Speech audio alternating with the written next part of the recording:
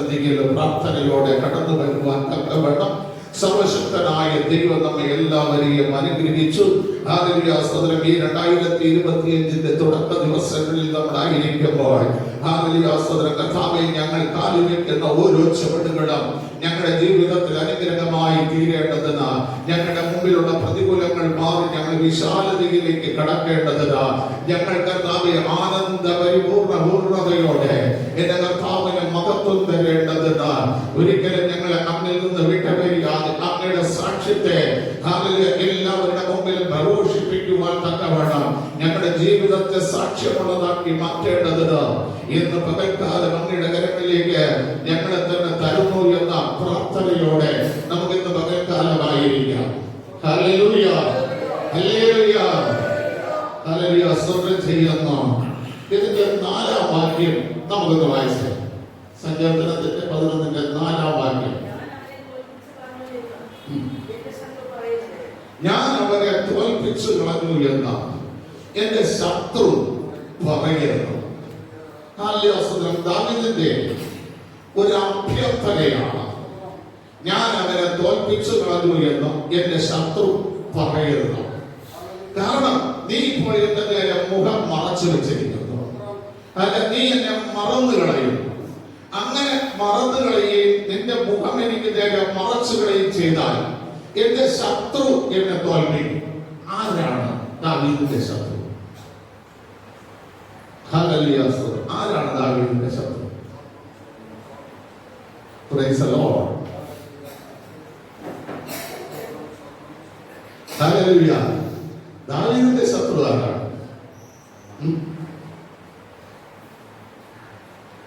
Hallelujah. ദാവീദിന്റെ ശത്രു എന്ന് പറയുന്നത് ദാവീദിന്റെ ആത്മാവിനോട് പോരാടുന്ന വ്യക്തി. ദൈവം ദൈവസന്നിധിയിൽ നിന്ന് 2 സാധനങ്ങൾ അയക്കാവുന്നത്. ഒന്ന് നല്ല ആത്മാവും, 2 ദുരാത്മാവും. ശൗലിപ്പോ ദാവീദിന് വിരോധമായി തിരിഞ്ഞത് ശൗലല്ല, ശൗലിൽ വന്ന ദുരാത്മാവാണ്. അല്ല, അപ്പൊ ശത്രു ആരാണ് ദാവീദിന്റെ? ദുരാത്മാവ്. എന്ത് ദൈവം മനുഷ്യന്റെ ജീവിതത്തിൽ നടക്കണമെന്ന് ആഗ്രഹിക്കുന്നുവോ അതിനെ നടക്കാതെ വേണം തടയുന്ന ദുരാത്മാവ്. ദാവീദിനെ രാജാവിന്റെ സിംഹാസനത്തിലിരിക്കാൻ ഞാൻ യിശായിയുടെ കുടുംബത്തിനകത്ത് ഒരു രാജാവിനെ കണ്ടിരിക്കുന്നു എന്ന് പറഞ്ഞ അവനെ അഭിഷേകം ചെയ്തിട്ട് ചരിത്രം പറയുന്നു 13 വർഷങ്ങൾ രാജസിംഹാസനത്തിൽ ഇരിക്കാതെ വേണം നല്ല തടയുന്നത് ശൗലിൽ വ്യാപരിക്കുന്ന ദുരാത്മാവ്. ഇതാണ് ദാവീദിന്റെ ശത്രു.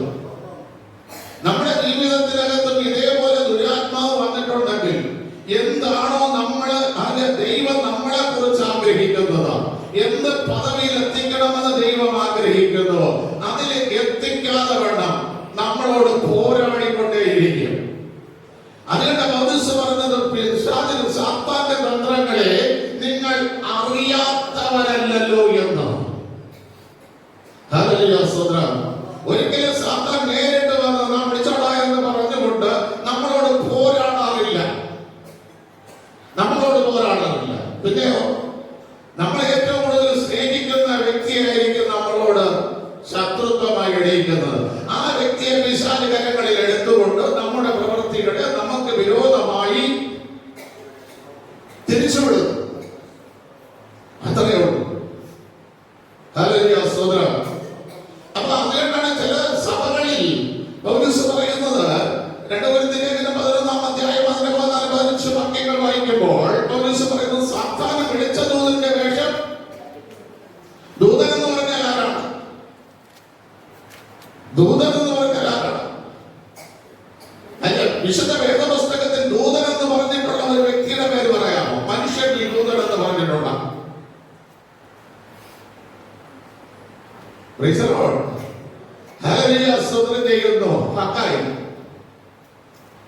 ഹഗ്ഗായി പ്രവാചകനാണ് പറയുന്നത്, യഹോവയുടെ ദൂതനായിട്ട് പ്രവചനമായിട്ട് അവൻ നിങ്ങളോട് സംസാരിക്കുമെന്ന്. അപ്പോൾ ഹഗ്ഗായി പ്രവാചകൻ പ്രസംഗിച്ച വാക്യം ഏതാണ്? തുടക്കത്തിൽ പറഞ്ഞ വാക്യം എന്താണ്? എന്റെ ആലയം ശുദ്ധമായിരിക്കുക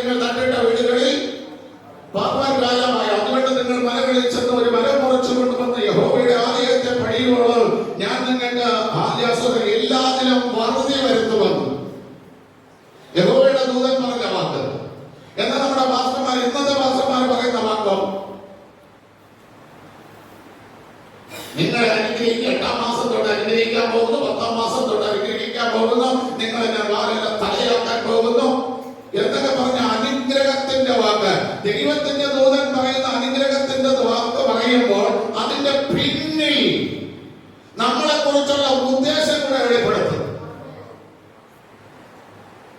അല്ലെ, ഇന്നത് നീ ചെയ്താൽ, അല്ലാതെ ആലസ്യം ചെയ്യുമ്പോൾ ഞാൻ ഒരു കോമഡിയിൽ കേട്ടതുപോലെ അല്ലെ ഞാൻ കോളേജിൽ പോയില്ല, എന്ത് അത് ഞാൻ പഠിക്കാനോ 10ാം ക്ലാസ് എന്ത് ചെയ്തില്ല, പാസ്സായവരിക്കല്ലേ കോളേജിൽ പോകാൻ. അപ്പൊ 10ാം ക്ലാസ് ഞാൻ പാസ്സായില്ല, ഞാൻ കോളേജിൽ പോയില്ല. അപ്പൊ നമുക്ക് അനുഗ്രഹത്തിന് ഒരു പിരീഡ് വെച്ചിട്ടുണ്ട്, അതിന്റെ മുൻപിൽ ഒരു പരീക്ഷ വെച്ചിട്ടുണ്ട്. ഇത് നമ്മൾ ചാടി കടന്നാലേ അടുത്തെന്തിയുള്ളൂ, ആ അനുഗ്രഹത്തിലേക്ക് നമുക്ക് കടക്കാൻ കഴിയുള്ളൂ. ഇത് നമ്മൾ ആദ്യത്തെ പടി കടക്കാതെ 4ാമത്തെ പടിയിൽ ചാടി കയറണമെന്ന് പറയുന്നത് നടക്കില്ല. അതൊരിക്കലും യഹോവയുടെ ദൂതൻ അങ്ങനെ ഒരു ദൂത് പറയില്ല, അങ്ങനെ ഒരു ദൂത് പറഞ്ഞ് കേൾപ്പിക്കുകയുമില്ല. അപ്പോൾ അത് ആരാണ് പറയുന്നതെന്നാണ് പൗലോസ് പറയുന്നത്. വെളിച്ച ദൂതന്റെ വേഷം കെട്ടിയ സാത്താൻ, അല്ലേ? 2 കൊരിന്ത്യർ 11-ാം അധ്യായം 14-ാം വാക്യം ഒന്ന് വായിച്ചു.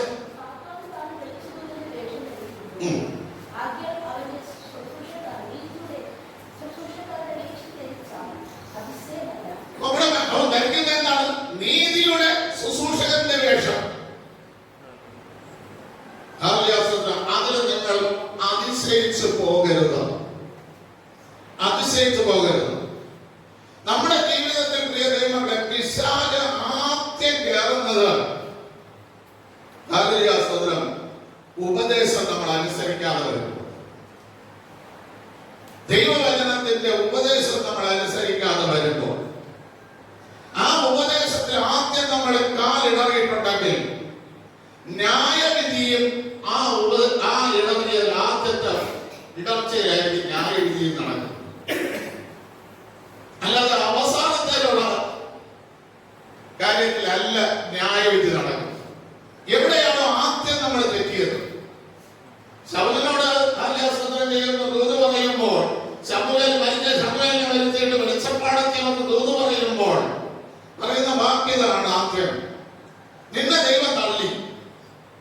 എപ്പോഴും നീ എന്നോട് എപ്പോഴാണോ ആലോചന ദൈവം പറഞ്ഞ അമാലേഖ്യരെ നിർമൂലമാക്കാൻ പറഞ്ഞയച്ചത്, അപ്പോൾ നീ അനുസരിക്കാതെ വന്ന അപ്പോൾ തള്ളി.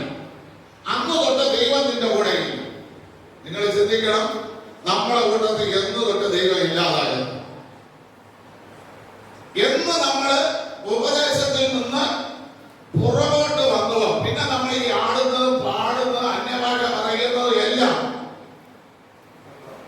വ്യർത്ഥമാണ്. അതായത് പിശാച് നമ്മളെ കൊണ്ടെത്തിക്കുന്നു, ചെയ്യിപ്പിക്കുന്നു. എന്ന് നമ്മൾ കാലിടറിയോ, എന്ന് നമ്മൾ പുറകോട്ട് പോയോ. പൗലോസ് പറയുന്ന സുവിശേഷം നിങ്ങൾക്കറിയാമോ എത്രയുണ്ടെന്ന്? എത്ര സുവിശേഷമുണ്ടെന്ന് പൗലോസ് പറയുന്നത്? ഗലാത്യ ലേഖനങ്ങൾ 10-ാം അധ്യായം കൂടെ വിഷയമല്ല, എങ്ങനെ കയറി വന്നതുകൊണ്ട് ഞാൻ പറയുന്നത്. ഗലാത്യ ലേഖനം 1-ാം അധ്യായം അതുകൊണ്ട്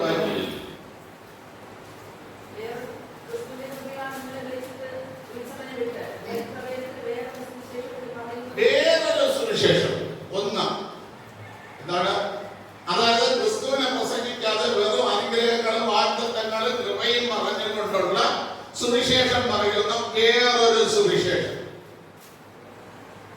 ഇത് ഇന്നും ഇന്നലെയല്ല, AD 84 തൊട്ട് എന്ത് ചെയ്തു? ലോകത്ത് കടന്നു വന്നു.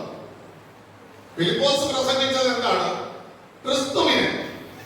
അവർക്ക് പ്രസംഗിക്കാൻ ഒന്നേ ഉണ്ടായിരുന്നുള്ളൂ, ക്രിസ്തു. അതേസമയം ഇത് പൗലോസ് പറയുന്നു വേറൊരു സുവിശേഷം, ക്രിസ്തുവില്ലാത്തൊരു സുവിശേഷം, ക്രിസ്തുവിന്റെ ഉപദേശമില്ലാത്തത്, ക്രിസ്തുവിന്റെ ആത്മാവില്ലാത്തത്. അടുത്ത സുവിശേഷം ഏതാണ്? ഹല്ലേലൂയ, സ്തോത്രം ചെയ്യുന്നു. മറിച്ച് കളയുന്ന സുവിശേഷം. ഏഴാം വാക്യം.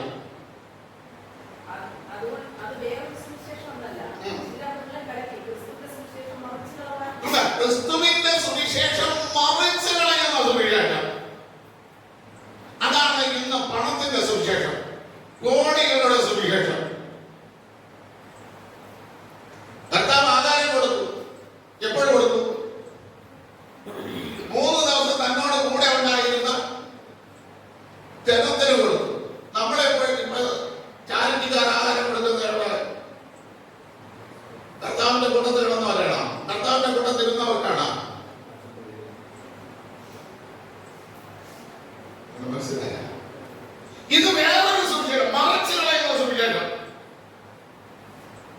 മറിച്ച് കളയുന്ന സുവിശേഷം. ഇന്ന് ഇതിനാണ് മുൻപന്തി, അല്ലേ? ഇന്ന് ഇതിനാണ് മുൻപന്തി, മറിച്ച് കളയുന്ന സുവിശേഷം. അടുത്ത 9-ാം വാക്യം.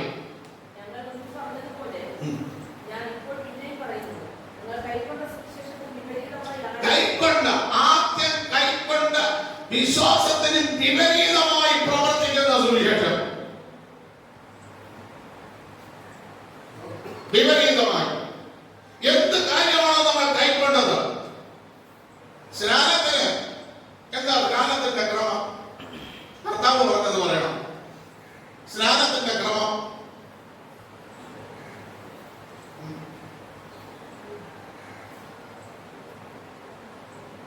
മർക്കോസ് 16:14 പറയും, വിശ്വസിക്കുകയും സ്നാനം എൻജോയ് ചെയ്യണം. ഇത് അങ്ങനെയാണോ? സ്നാനം എൻജോയ് ചെയ്യേണ്ടത് നമുക്ക് പ്രാർത്ഥിക്കാം, ശരിയായിക്കോട്ടെ. ഇവിടെ ശരിയാണ്.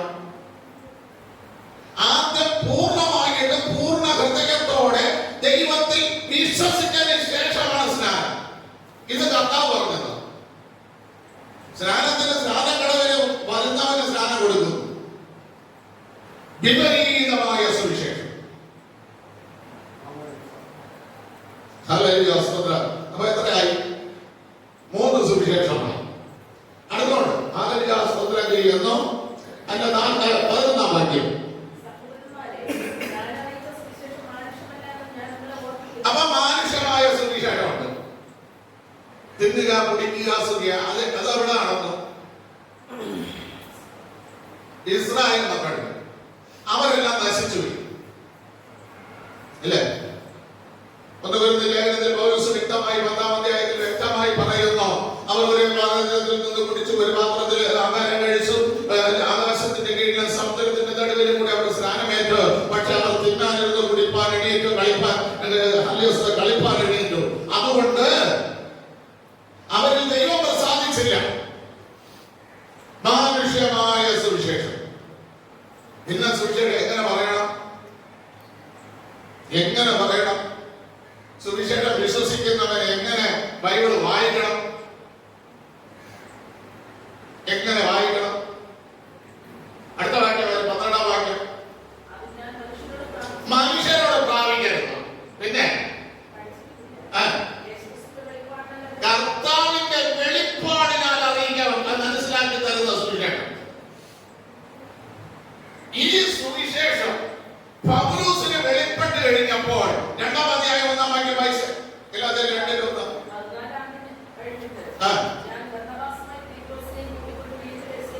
യെരൂശലേമിലേക്ക് പോയി. എങ്ങനെ പോയി?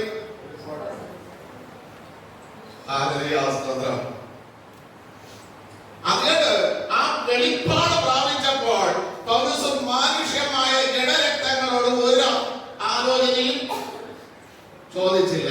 ഇന്ന് നമ്മൾ എന്ത് ചെയ്യും? ആരോടൊക്കെ ആലോചന ചോദിക്കും? അങ്ങോട്ട് പോണോ, ഇങ്ങോട്ട് പോണോ, പറയണോ? ഇതല്ല പ്രിയ ദൈവമേ. വെളിപ്പാടിനായി പ്രാപിച്ചവൻ അതിൽ ഉറച്ചു നിൽക്കും. അതിൽ നിന്ന് ഒരു ചെവിട് പുറകോട്ടും വെക്കില്ല, മുമ്പോട്ടും വെക്കില്ല. ഒരു കാൽ മുമ്പോട്ടോ പുറകോട്ടോ വെക്കണമെങ്കിൽ ദൈവാത്മാവ് അവനോട് ഇടപെടണം. ഇതാ വെളിപ്പാടിനായുള്ള. അതിനാണ് പൗലോസ് പറയുന്നത്, ഞാൻ അഗ്നിപ്രാവ് രാജാവേ, ഞാൻ സ്വർഗീയ ദർശനത്തിന് ഇതുവരെ എന്ത് ചെയ്തില്ല? അനുസരണക്കേട് കാണിച്ചിട്ടില്ല. ഇന്ന് നമ്മൾ അങ്ങനെയല്ല.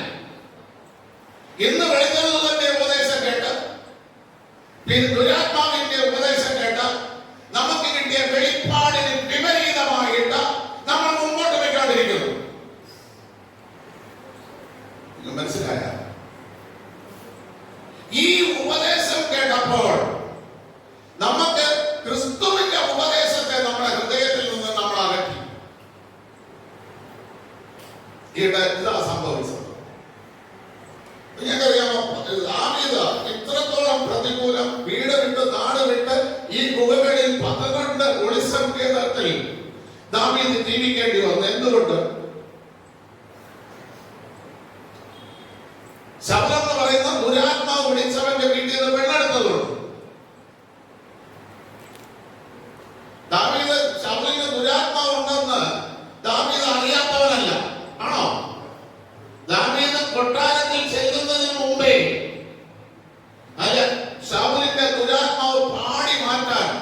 കിന്നര വായനയിലൂടെ മാറ്റാൻ പോയവനാണ് ദാവീദ്. പക്ഷേ അവിടുത്തെ പടയാളികൾ പറഞ്ഞു, നിന്നെ രാജാവിന്റെ മരുമകനാക്കാൻ ആഗ്രഹിക്കണമെന്ന് പറഞ്ഞപ്പോൾ ഒന്ന് പ്രാർത്ഥിച്ചോ, ഈ പെണ്ണെ കെട്ടി എടുക്കണമെന്ന് ആലോചിച്ചു. ഹല്യാസ്തോത്രം ചെയ്യുന്നു. അവിടെ ചെന്ന് 100 അഗ്രചർമ്മം ചോദിച്ച പേരിസ്യർക്ക് 200 കൊടുത്തു. പക്ഷെ അന്നോട്ട് ദാവീദിന് സ്വസ്ഥതയുണ്ടാ. ഈ അമ്മാവൻ ജീവിച്ചിരുന്ന കാലം അത്രയും സ്വസ്ഥതയുണ്ടാ. ഇതാണ് പലരുടെയും ജീവിതം. ഇനി അമ്മാവ അങ്ങോട്ട് എന്ത് ചെയ്യണം? അതിന് ചേട്ടൻ സ്വസ്ഥതയില്ല. പിടികിട്ടിയ അറിയാതെയല്ല പെണ്ണിൽ നിന്ന് എടുത്തത്, അറിഞ്ഞും കൊണ്ടേ ഒന്ന് എടുത്തത്. ഹല്ലേലൂയ, സ്തോത്രം. ദൈവം മുഖം മറച്ചതോടെ ദാവീദോട് പറയാണ്, നിന്റെ മുഖം നീ എനിക്ക് നേരെ അല്ലേ 1-2 വാക്യങ്ങൾ മറന്നെന്ന് മറക്കുന്നത് എപ്പോഴാണ് സിസ്റ്ററെ പറയും?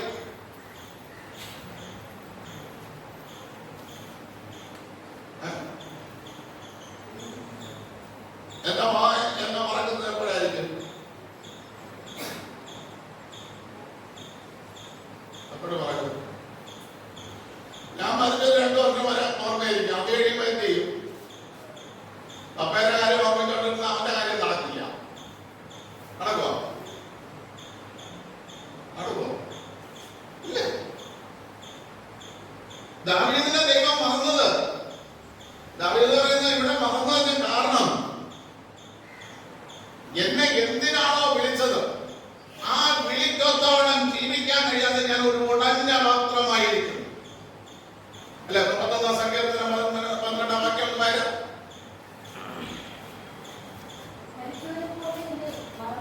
അപ്പോൾ എപ്പോഴാണ് മറക്കുന്നത്? എപ്പോഴും മറക്കും. മരിച്ചവരെ പോലെ എന്നെ മറന്നിരിക്കുന്നു. കാരണം അടുത്ത വാക്യം, ഉടഞ്ഞ മാത്രമായിരിക്കുന്നു. ഈ ക്ലാസ്സിൽ ഞാൻ വെള്ളം വീട്ടിയിരിക്കുന്നത് ഉടഞ്ഞാൽ വീട്ടാൻ പറ്റുമോ? പറ്റുമോ? അപ്പൊ ദാവീദിനെ എന്തിനാണോ അഭിഷേകം ചെയ്തത്, ആ അഭിഷേകം ചെയ്തതിന് ഒത്തവണ്ണം അവൻ ആകാൻ കഴിഞ്ഞില്ല. ആകാൻ കഴിയാത്തത് കൊണ്ട് ദൈവം എന്ത് ചെയ്തു? എന്നെ മറന്നെന്ന്. നമ്മൾ ഓരോരുത്തരും ദൈവം രക്ഷിക്കപ്പെട്ട് സ്നാനപ്പെട്ട് ഇറങ്ങി വന്ന ദൈവത്തിന് നമ്മളെ കുറിച്ച് ഒരു പദ്ധതിയുണ്ട്, ഒരു ലക്ഷ്യമുണ്ട്. ആ ലക്ഷ്യത്തിൽ നിന്ന് നമ്മൾ എപ്പോഴും തെറ്റിയോ എപ്പോഴും വഴിമാറിയോ ആ സമയം മുതൽ നമ്മളെ വിളിച്ച വിളിയിൽ നിന്ന് നമുക്ക് പ്രയോജനമില്ലാത്തവരായി നമ്മൾ മാറി. പ്രയോജനമില്ലാത്തവരായി മാറിയപ്പോൾ ദൈവം നമ്മെ മാറി. പ്രയോജനമുള്ളവനെ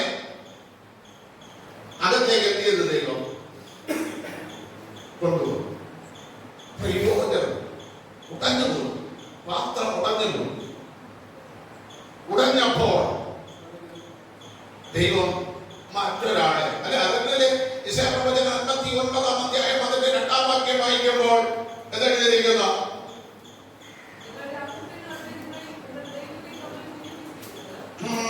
നോക്കണമേ, നിങ്ങളുടെ അകൃത്യങ്ങൾ എത്രേ നിങ്ങളെയും നിങ്ങളുടെ ദൈവത്തെയും തമ്മിൽ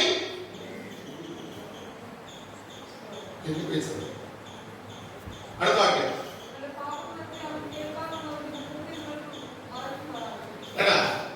നമ്മുടെ പാവങ്ങൾ വെച്ചുകൊണ്ട് നമ്മൾ പ്രാർത്ഥിക്കുകയാണെങ്കിൽ ദൈവം പ്രാർത്ഥന കേൾക്കില്ല. അതാ ദാവീദ് പറഞ്ഞത്, എന്റെ ഹൃദയത്തിൽ ഞാൻ അകൃത്യം കരുതിയിരുന്നു എങ്കിൽ അവൻ എന്റെ പ്രാർത്ഥന കേൾക്കില്ലായിരുന്നു. ഹൃദയത്തിനകത്ത് അകൃത്യം വെച്ചുകൊണ്ട് ഒരു വ്യക്തി പ്രാർത്ഥിച്ചാൽ, ഈ അകൃത്യം എന്ന് പറയുന്നത് എന്താണ്? പാപമാണ്. എന്താണോ ചെയ്യരുതെന്ന് നമ്മൾ ദൈവം പറഞ്ഞത് അത് നമ്മൾ ചെയ്തു. ഇതാണ് അകൃത്യം. ഹല്ലേലൂയ, സ്തോത്രം. അപ്പം വന്നു, വീട്ടിൽ വന്നു, ഇരുപ്പഴിച്ചില്ല. ഇത് അകൃത്യം. അവന്റെ പ്രാർത്ഥന ദൈവം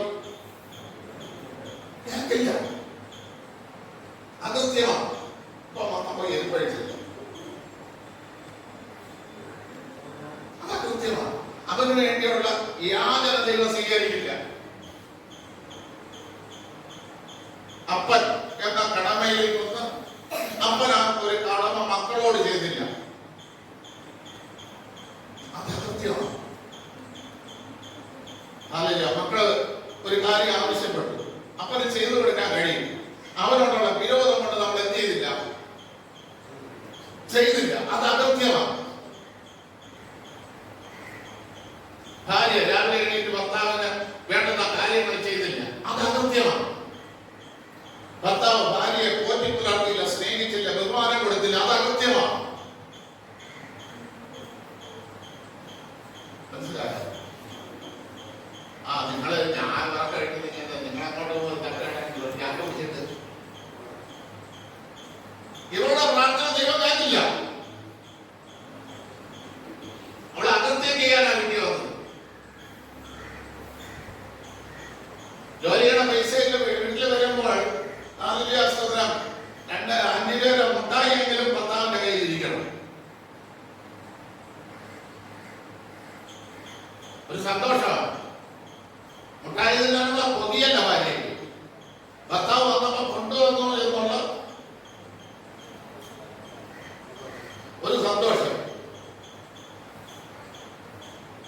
ഇല്ലെങ്കിൽ അകൃത്യമാണ്.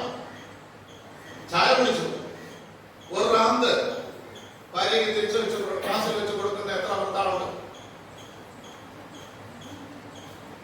ചിലരച്ഛൻ കുടിക്കൂല എന്ന് പറയും. എങ്കിലും നീ കുടിക്കാതിരിക്കുക ഒരു റാന്ത്. കല്യാണത്തിന്റെ അന്ന് എന്ത് ചെയ്തു? പഴം മുറിച്ച് പാല് കഴിച്ചിട്ടൊക്കെ കൊടുത്തു, പാല് കുടിച്ചിട്ട് കൊടുത്തു. അപ്പൊ ഇപ്പൊ എന്ത് പാടി കുറഞ്ഞില്ല. ഇപ്പൊ ഭാര്യ അല്ലാതായി മാറിയ. ഇത് അകൃത്യമാണ്. ഈ അകൃത്യങ്ങൾ നമ്മൾ വെച്ചുകൊണ്ട് പ്രാർത്ഥിച്ചാൽ ദൈവം പ്രാർത്ഥന കേൾക്കുമെന്ന്. ദൈവം നമ്മുടെ മുഖത്തെ മറയ്ക്കും. ദൈവത്തിന്റെ മുഖം നമ്മുടെ നേരെ മറയ്ക്കും. മനസ്സിലായോ? സത്യമായിട്ട് നിങ്ങളെ ഈ വാർദ്ധക്യത്തിൽ ഒരു കുടുംബത്തിന്റെ ക്ലാസ് എടുക്കണം, ഒരു കൗൺസിലിംഗ് നടത്തണം. നിങ്ങളെ മക്കൾക്ക് പഠിപ്പിക്കാൻ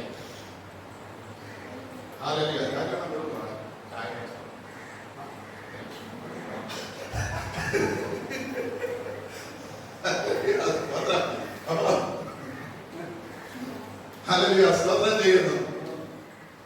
ഇത് എവിടെ തുടങ്ങുന്നു എന്ന് ചോദിച്ചാൽ എഫെസ്യർക്കെഴുതിയ ലേഖനം 4:14 വായിച്ചാൽ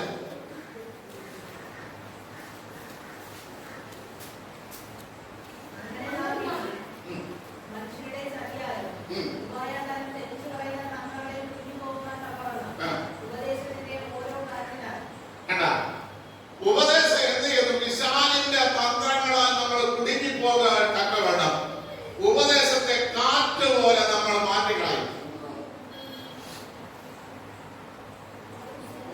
ദൈവത്തിന്റെ ഉപദേശം ഒരു ദിവസം മാത്രമാണ് നമ്മൾ ആചരിക്കുന്നത് എന്ന് കല്യാണ ദിവസം. ബാക്കി ഇങ്ങോട്ട് ആചരിക്കുന്നതെല്ലാം നമ്മൾ തെറ്റിച്ചു. സ്തോത്രം. തെറ്റിച്ച് കളഞ്ഞപ്പോൾ ഇനി വായിച്ചൊക്കെ 1 കൊരിന്ത്യർ ലേഖനം 7-ാം അധ്യായം അതിന്റെ 5-ാം വാക്യം.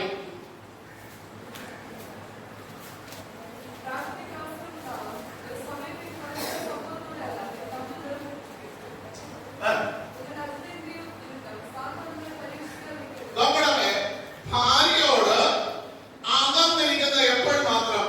പ്രാർത്ഥനയ്ക്ക് അവസരമുള്ളപ്പോൾ. ഞാൻ പള്ളി വരെ പോയിട്ട് വന്നു, അല്ലെങ്കിൽ ഞാൻ പ്രാർത്ഥിക്കാം, ഞാൻ മുറിയിക്കാരാണ്, എന്നെ നിങ്ങൾ വിളിക്കരുത് എന്ന് പറഞ്ഞിട്ട് ഒറ്റയ്ക്ക് കയറിയിരുന്ന് പ്രാർത്ഥിക്കുന്ന സമയത്തല്ലാതെ ഇവർക്ക് വേർതിരിഞ്ഞിരിക്കാൻ പാടില്ല. വേർതിരിഞ്ഞിരുന്നാൽ അടുത്ത പറ്റമാര് അജേന്ദ്രിയം നിമിത്തം. അജേന്ദ്രിയം എന്ന് പറയുന്നത് എന്താണ്? ഇന്ദ്രിയം. ഇന്ദ്രിയത്തിൽ എന്ത് പറ്റും? മലിനത വരും. ഇന്ദ്രിയത്തിൽ അജേന്ദ്രിയത്വം ജീർണിക്കുന്ന അവസരം വരും. അതായത് ഇന്ദ്രിയത്തെ നമുക്ക് കീഴ്പ്പെടുത്താൻ കഴിയാത്ത പ്രതികൂലം നമ്മുടെ ജീവിതത്തിൽ കടന്നു വരും. കണ്ണിനെ നമുക്ക് കീഴ്പ്പെടുത്താൻ പറ്റാത്തത്, പിരിഞ്ഞിരുന്നാൽ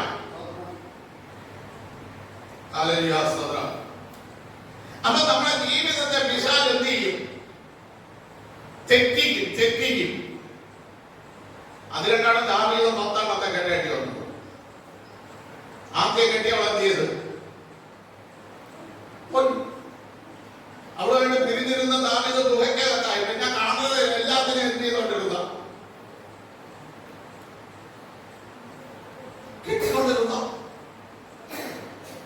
നമ്മുടെ കണ്ണിന് കുഴപ്പം വന്നാൽ യെശയ്യാ പ്രവചനം 22-ാം അധ്യായം അതിന്റെ 26-ാം വാക്യം വായിക്കുന്നത് മലിനവും ശുദ്ധവും തമ്മിൽ നമ്മൾ വേർതിരിച്ചറിയില്ല. വിശുദ്ധ വേദപുസ്തകത്തിൽ ദൈവത്തിന് മുറിവുണ്ടാക്കിയ സംഭവം ഏതാണ്? ദൈവത്തിന് മുറിവുണ്ടാക്കിയ സംഭവം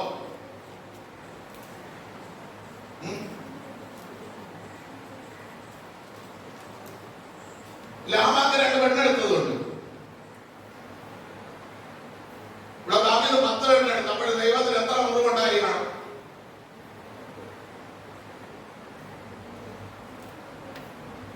എന്റെ മുറിവിന് പകരം ഞാൻ ഒരു പുരുഷനെ കൊല്ലും പറഞ്ഞ.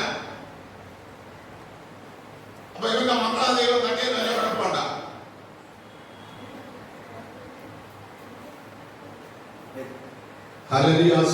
നിങ്ങളൊന്ന് ചിന്തിച്ചു നോക്കാം. ദൈവവചനത്തിൽ എപ്പോൾ ഉപദേശത്തിൽ നമ്മൾ വീഴുന്നുവോ അപ്പോൾ നമ്മുടെ കണ്ണുകൾക്ക് അകേന്ദ്രിത്വം കൊണ്ടുവന്ന നമ്മുടെ കണ്ണുകൾക്ക് നമുക്ക് നമ്മുടെ കണ്ണിനെ കീഴ്പ്പെടുത്താൻ കഴിയാതെ വണ്ണം മലിനത നമ്മുടെ ജീവിതത്തിലേക്ക് കടന്നു വരും. യെശയ്യാ പ്രവചനം 22-26.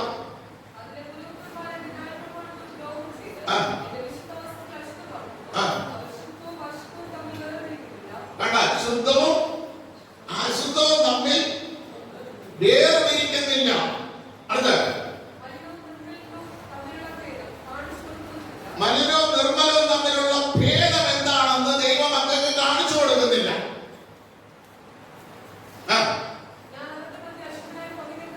ഞാൻ അവരുടെ മധ്യ അശുദ്ധനായി ഭവിക്കത്തക്കവണ്ണം അവരെന്റെ ശബത്തുകളെ നോക്കാതെ കണ്ണ് മറച്ചു കളയുന്നു. അപ്പൊ മനസ്സിലായ പൗലോസ് പറഞ്ഞ നന്നായി വന്നത് കണ്ട. ഞാൻ പോയതിനു ശേഷം വിവരിച്ച ഉപദേശം കൊണ്ട് ജനത്തെ പുറകോട്ട് വലിച്ചു കളയുന്ന ചെന്നായ്ക്കൾ നിങ്ങളുടെ ഇടയിൽ വരും. ചെന്നായ്ക്കൾ വരും. ചെന്നായ്ക്കൾ വന്നാൽ മലിനവും ശുദ്ധവും തമ്മിൽ. ഞാൻ ഈ സഭയിൽ ഇരുന്നെങ്കിൽ ഒരിക്കലും ആശിസിനെ പഠിക്കുന്ന ഒരു വിവാഹം ചെയ്യിക്കില്ല. ഞാൻ തുറന്നു പറയാം.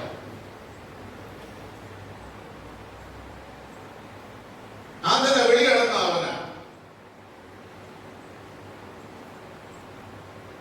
അങ്ങനെയാണെങ്കിൽ ആശിസിനെ ആ ഗ്രൂപ്പിലോട്ട് ഞാനൊക്കെ തള്ളിയിടുന്നത്. പിന്നെ ഇങ്ങോട്ട് അത് ചെയ്യരുത്.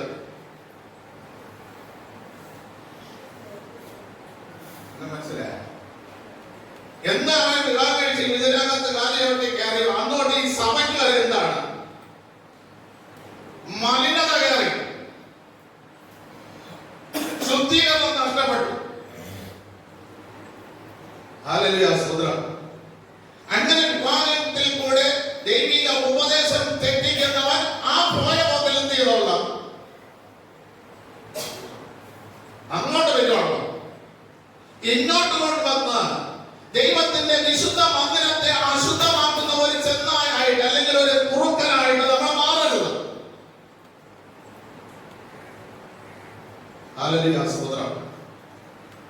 കാരണം ദൈവത്തിന്റെ ഉപദേശം ആര് സ്വീകരിക്കുന്നുവോ ഇയ്യോബിന്റെ പുസ്തകം 22-ാം അധ്യായം 22-ാം വാക്യം.